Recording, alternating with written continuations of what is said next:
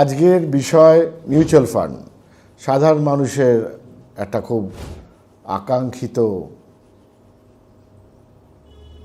ব্যাপার, যেটা সবাই জানতে চায়। অজান্তে অনেকে মিউচুয়াল ফান্ডে ইনভেস্ট করে ফেলেছে।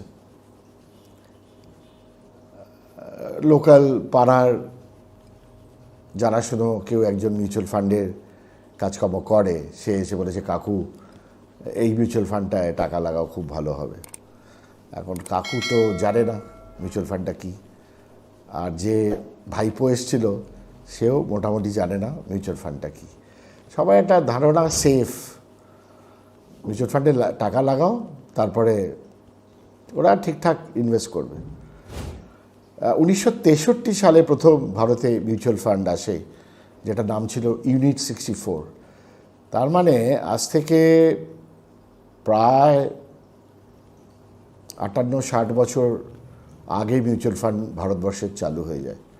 তারপরে বিভিন্ন মিউচুয়াল ফান্ড এসে এখন তো মিউচুয়াল ফান্ডের একদম ভিড়ভাড়। ব্যাপারটা কি?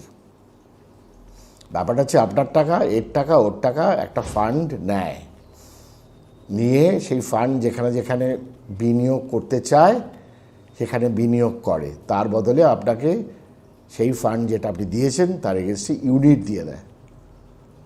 সেই ইউনিটের একটা ভ্যালু হয়, যার নাম হচ্ছে নেট অ্যাসেট ভ্যালু।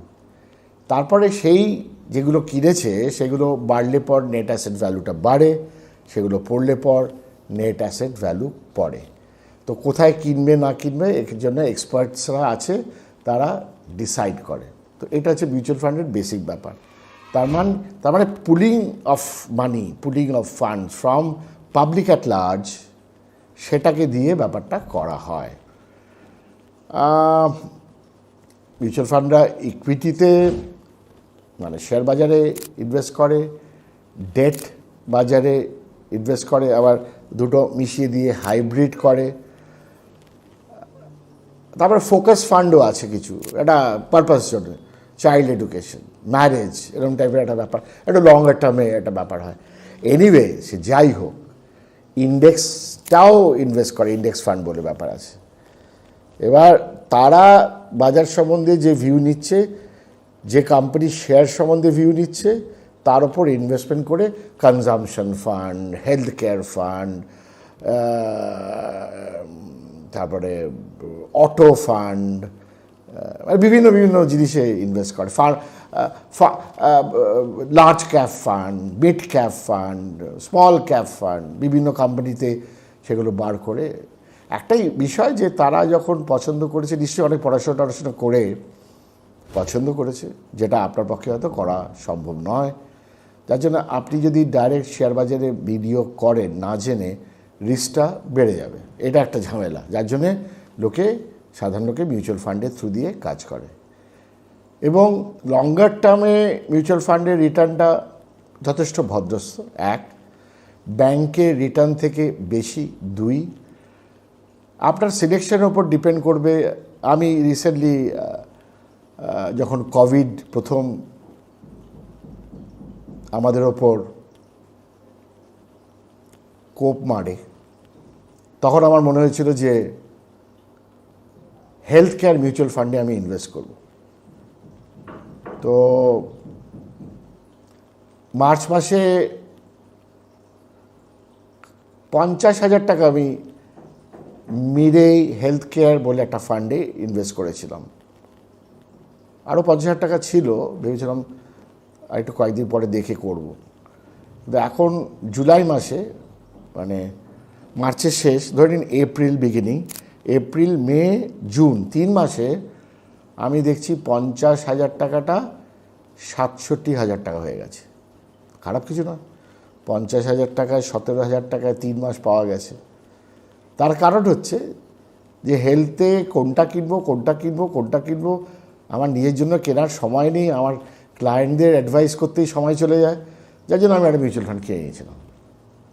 সেরকমই আমি টাটা ইন্ডিয়া কনজামশন ফান্ডটাও কিনেছিলাম। আমার মনে হচ্ছিল consumption will be the next story. So you have to understand যে স্টোরিটা কী। তো এই ব্যাপারে পরামর্শ দেওয়ার জন্যে আপনাকে বিভিন্ন ওয়েবসাইট ঘাঁটতে হবে, এবং সেখানে মিউচুয়াল ফান্ড সেকশনে গিয়ে জানতে হবে কে কী বলছে টলছে, তারপরে মনে ধরলে করতে পারেন। এখন লার্জ ক্যাপ কি, যেগুলো 20,000 কোটি টাকার বেশি মার্কেট ক্যাপিটালাইজেশন, তাদের লার্জ ক্যাপ বলে, মানে বড় বড় কোম্পানিগুলো, রিলায়েন্স, তারপরে ধরুন মারুতি, এরকম সব বড় বড় যে নাম, তো তার ফোকাসড আপনার লার্জ ক্যাপ ফান্ড হয়। আবার 20,000 কোটি টাকার নিচে মার্কেট ক্যাপিটালাইজেশন, যেটা মিড ক্যাপে ক্যাটেগরিতে রয়েছে। আর মিড ক্যাপ কিন্তু লার্জ ক্যাপ হয়ে যায় মাঝে মাঝে, অনেকেই হয়েছে। ইনফ্যাক্ট যাদের যাদের আপনি লার্জ ক্যাপ দেখছেন তারা এককালে মিড ক্যাপই ছিল, যা গিয়ে তো মিড ক্যাপ ফোকাসও হয়। এতে যদি সঠিক পছন্দ করে থাকে ফান্ড ম্যানেজাররা, তাহলে খুব ভালো রিটার্নস আসে। আর স্মল ক্যাপ ফান্ড আমার ধারণা একটু একটু এলিমেন্ট অফ রিস্ক আছে, একটু ঝুঁকি আছে, বাট যদি কাজে লাগে খুব সাংঘাতিক কাজে লাগে। তো মিউচুয়াল ফান্ড ইনভেস্ট করার আগে আপনি কি দেখবেন, রিস্কটা কি হতে পারে, রিটার্নসটা লাইকলি কী হবে। আমি আপনাকে বলে দিই, রিটার্নস লাইকলি হবে ওই অ্যাভারেজে 5 বছর যদি ধরেন বার্ষিক 16 থেকে 18% মতন হয়।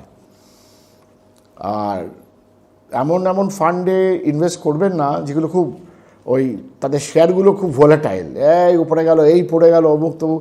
তাতে কী হয়, আপনি যখন মিউচুয়াল ফান্ডে এনএভি চেক করবেন আপনার একটু ভয় লাগবে। আর লিকুইডিটি ফ্যাক্টরটাও দেখা উচিত, কেন রাতারাতি যদি বেচতে চান তাহলে যেন বেচার সুযোগ পান। তবে ভালো ভালো ফান্ড ম্যানেজার্স আছেন আমার মতে। এইচডিএফসি ফান্ড ম্যানেজাররা ভালো, অ্যাক্সিসের ফান্ড ম্যানেজাররা ভালো, আইসিআইসিআর ভালো, বিড়লা সানলাইফের ভালো, মিরের ভালো, তারপরে আরও ভালো অনেক আছে, যেমন ফ্র্যাঙ্ক। না, আমি বলবো এই 4-5টা নামের মধ্যেই হয়তো সীমাবদ্ধ থাকলে ভালো আপাতত। আরও যে ভালো, অন্যরা খারাপ বলছি না, আমার পছন্দের মধ্যে আমি বললাম 5 থেকে 10 বছরের জন্যে এই মিউচুয়াল ফান্ডটা করবেন। ভালো হয় যদি মিউচুয়াল ফান্ডে এসআইপি করেন, কেন এসআইপিটা আমি আরেকটা কোর্স আপনাদের ছোট করে শিখিয়ে দেবো।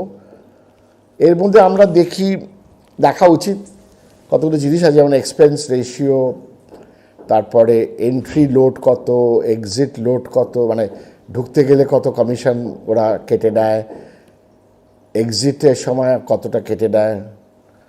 তো আপনার নিজস্ব একটা টার্গেট করতে হবে যে আমি এখন 50,000 টাকা ইনভেস্ট করছি, তারপর হয়তো আরও 50,000 টাকা ইনভেস্ট করব, কবে কী টাইম ফ্রেমে করব, এগুলো একটু ভেবে নিতে হবে। মোটামুটি মিউচুয়াল ফান্ডের এই হচ্ছে এলাকা। এখন আজকাল আপনি ডাইরেক্ট এজেন্টের মাধ্যমে না গিয়েও ডাইরেক্ট করতে পারেন ইনভেস্টমেন্টস। আবার আমার মতন এজেন্টের থ্রু দিয়েও করতে পারেন। ডাইরেক্ট করলে যেটা সুবিধা সেটা হচ্ছে যে আপনাকে নিজে নিজে করতে হবে, ওরা কোনো হেল্পিং কিছু করবে না। আর আমার মতন লোকের থ্রু দিয়ে করতে গেলে হেল্পটা পাবেন, সেটা সঠিক কিনা আমি তো গ্যারান্টি দিতে পারছি না, তবে সঠিক হওয়ার সুযোগ আছে এটা বলতে পারি। এবং এছাড়াও দেখবেন আপনারা ট্যাক্স সেভিং মিউচুয়াল ফান্ড আসে ওই ফেব্রুয়ারি মাস নাগাদ। এটা ট্যাক্স বাঁচাবার জন্য প্রচুর লোক এই মিউচুয়াল ফান্ডে ইনভেস্ট করে। আমার মতে, ব্যক্তিগত মতে, এটা একটা ভুল কনসেপ্ট। আপনি হয়তো দেখা যাচ্ছে 40,000 টাকার ট্যাক্স বাঁচাতে গিয়ে 1.5 লক্ষ টাকার মিউচুয়াল ফান্ড ইনভেস্ট করছেন। 40,000 টাকার ট্যাক্সটা দিয়ে দিন, আপনার কাছে 1.5 লক্ষ টাকা আছে, তার থেকে 40,000 টাকা ট্যাক্স দিয়ে দিন, তাহলে বাকি কত থাকলো? 1,10,000। সেটা একটা মিউচুয়াল ফান্ডে ইনভেস্ট করে দেখতে পারেন, সেটা তো অনেক বেশি রিটার্ন হবে। এবং যারাই ট্যাক্স সেভিং মিউচুয়াল ফান্ডে ইনভেস্ট করেছে, একটা লক ইন পিরিয়ড থাকার জন্যে 3 বছরের মতো লক ইন থাকে, এতে রিটার্নসগুলো ভালো আসে না আমি দেখেছি। বাট এটা একটা টাইপের মিউচুয়াল ফান্ড ট্যাক্স সেভিং, খুব হৈ হৈ করে ফেব্রুয়ারি মাসে জানুয়ারি মাসে শুরু হয়ে যায়। এটা আগামী দিনও দেখবেন। এই বছর তো একটু ট্যাক্স ফ্যাক্স নিয়ে ঝামেলা হয়ে গেছে, বাট 2021-এ ডেফিনেটলি আপনারা এগুলো দেখতে পারবেন। অনেক আছে ডেট ফান্ডে ইনভেস্ট করে, purely date fund. Safety point of view থেকে ভালো, রিটার্ন স্ট্যান্ডার্ড মোটামুটি আগের থেকে বলা যায় কত রিটার্ন। হাইব্রিড কেন করবেন? পিওর ইকুইটি গ্রোথ ওরিয়েন্টেড করার চেষ্টা করবেন। বাজার যখন খারাপ থাকে তখন মিউচুয়াল ফান্ডে গ্রোথটায় ঢুকে পড়বেন। এছাড়াও বিদেশি বাজারে বিনিয়োগ করার জন্যে, মানে ধরুন নিফটি, ন্যাসড্যাকের আপনি বাট আমেরিকান শেয়ার বাজারে আপনি শেয়ার কিনতে চান, আমাদের দেশে কিছু মিউচুয়াল ফান্ড আছে যারা এক্সক্লুসিভলি ন্যাসড্যাকের শেয়ারগুলো ইনভেস্ট করে। আমি একটা মিউচুয়াল ফান্ডে করেছি, মতিলাল ওসওয়াল ন্যাসড্যাক 100 কি একটা ফান্ড, ভালো রিটার্নস পাচ্ছি। এটা হচ্ছে আইডিয়া যে আমেরিকান মার্কেট ভালো হবে। তো এটা হচ্ছে মোটামুটি মিউচুয়াল ফান্ড কা দুনিয়াতে আপনাদের স্বাগত। কোনো সুবিধা অসুবিধার প্রয়োজন হলে পর শেয়ার করতে এনকোয়ারি পাঠান, ওখানকার অ্যানালিস্টরা আমাকে জানাবে। দরকার হলে আমার সাথে এসে কলকাতায় থাকলে পর দেখা করতে পারবেন, দরকার হলে ওখানেই আমি কিছু উত্তর দিয়ে দেবো। আর B part of the share করো ওয়ার্ল্ড, বিকজ এই শেয়ার করো ব্যাপারটা আমি একটা গ্লোবাল স্ট্যান্ডার্ডে আস্তে আস্তে নিয়ে যাওয়ার চেষ্টা করছি। তবে এডুকেশনটাই মেইন মাধ্যম।